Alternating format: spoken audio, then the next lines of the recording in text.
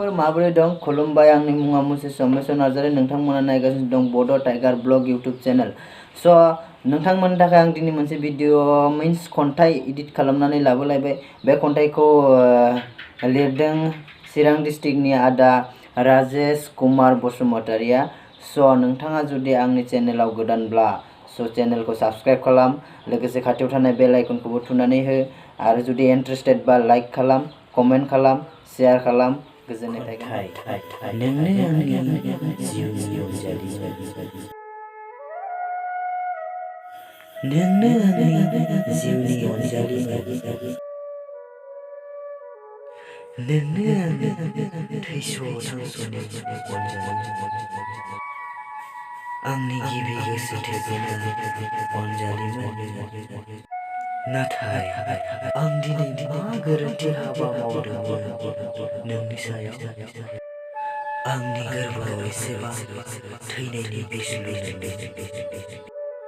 थारैनो बबे बिखाजों बावगारलांखो नों?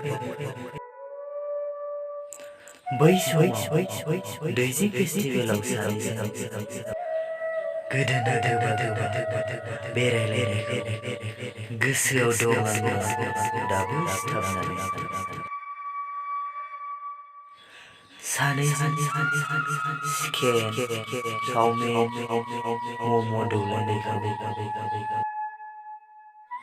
आरो हेलिकप्टार गाखोलायनायखौ दैजिंआव। ओइ अनजालि, नों मिथिगौ ना?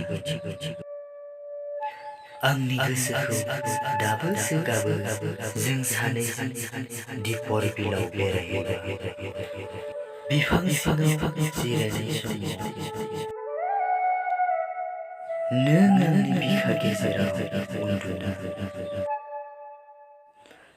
आं नोंखौ मोनाब्ला थांना थानो हानाय नङा होनना समाय लानाय रावफोरा गोसोआव दं अनजालिमोन। आंनि न'आव फैनानै आंनि गस्ला, लंपेन्ट, बिसना सादोर सुनानै होफैबाय थानायखौ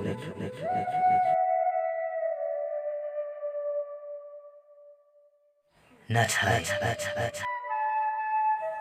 दाना जोंनाव फैला। आंनि गस्ला, लंपेन्ट सुना होना नों हरनाय गस्ला, लंपेन्टआ मैला दाखा बासाबो आरो सिथ्लायाबो दाखोरजों बुंफबनाय। नों फैयैनि थाखायनो अनजालि।